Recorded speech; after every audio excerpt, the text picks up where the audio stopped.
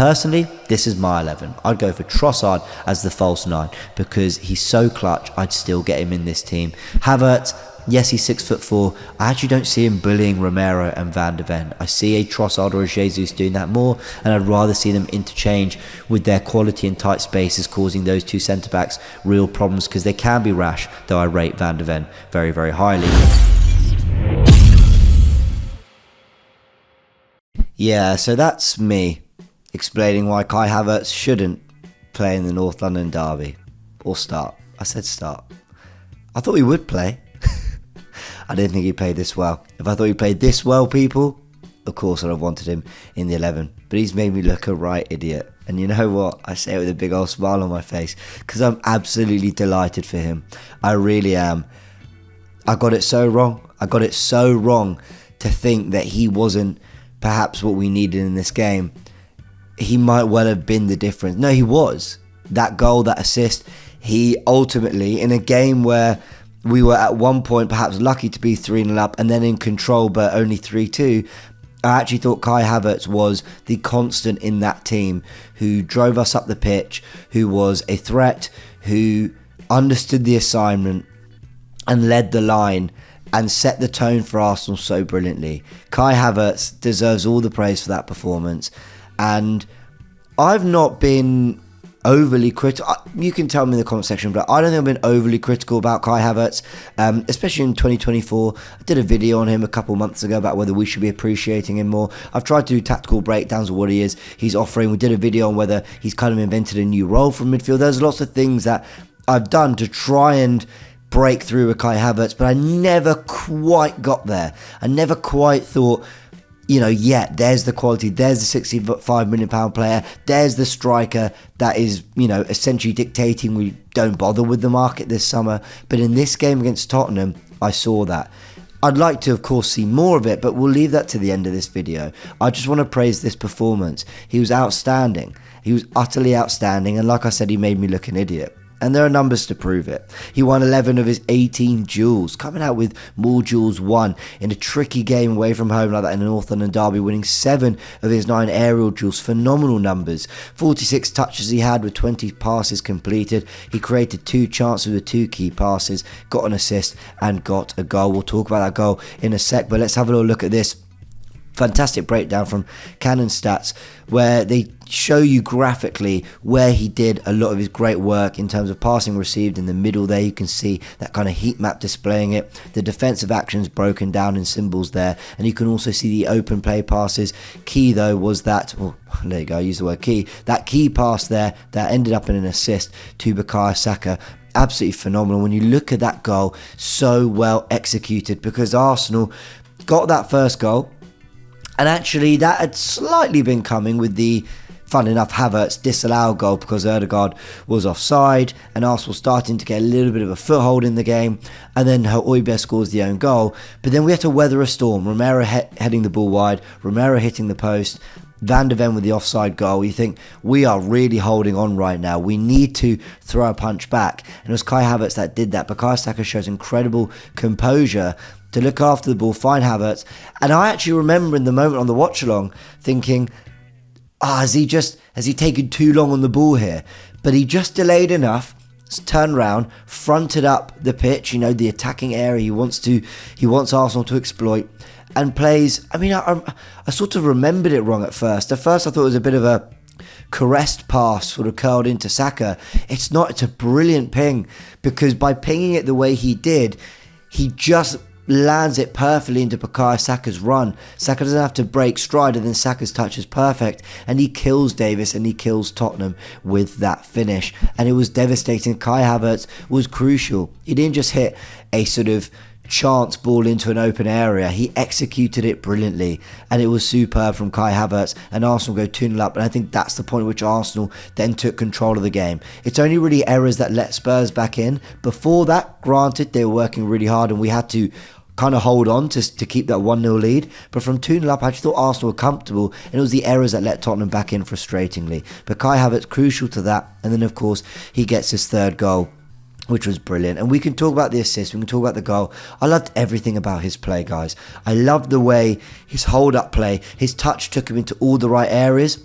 Either he was taking the touch to then play a pass on, or to break away from a player, or to win a foul. Every single time, his first touch was a problem for defenders. They didn't know which way he was going, and he used that mix of his 6'4" stature with his kind of delicate first touch. We've not seen as much of this season. I've not seen that technician side of Havertz that I saw so much in this North London derby.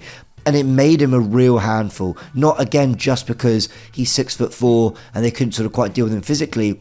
His intelligence of where to take the ball with his first touch, his cushioning of the ball into the right areas was just so difficult for Tottenham players to deal with. And he was utterly brilliant from a hold-up play perspective. And it comes with hard work as well. And his movement off the ball. There was one ball that was played over the top, and he just took this is in the second half, he took a first touch into his stride, away from, I think, Van de Ven, and he gets fouled. You know, it's brilliant hold-up play. He wins us a free kick and he just settles things down. Like, he was just brilliant in all elements of play. And it's why I've had a bit of an issue with fans when I feel Havertz has been a 7 out of 10, going, oh, he was magnificent today. He wasn't. He was good. He was very good, or at least that's my opinion. And that's fine. We can say that. That was the performance where, you know, we've talked in previous videos, haven't we? I think even in my last upload on Friday, in fact it was my last upload on Friday, about these reports from David Ormsey and other reporters that Arsenal are so impressed with how Havertz is doing up front that they may forego signing a striker this summer and put the money elsewhere. And I've thought, are you seeing that much from Kai Havertz? And in this game against Tottenham I did. I thought, if that is the baseline performance we get, or let's say the more regular out and out Havertz we get week in, week out, if in 38 games of a season he starts 35 of them and 31, 32 are in and around that level of performance, or maybe not always that good but somewhat near it, then okay, lead the line for us, absolutely. I don't feel that he had always got to that level when he'd even been really good. I thought Newcastle he was brilliant, to be fair, but this was even better against Spurs. And he's had other good games. I praise his first half against Villa. For sure, he's in 2024 done very well up front. But that was, you know, the creme de la creme. La creme de la creme. Anyway, let's not. Let's not speak French. That was just, because I'll butcher it, that was just brilliant from Kai Havertz. It really was. I felt against Tottenham, he knew what the derby meant with the push on Maddison and the kind of way he carried himself throughout the game. But technically, he was just superb as well. And he used what he's got so well. And he was a constant problem.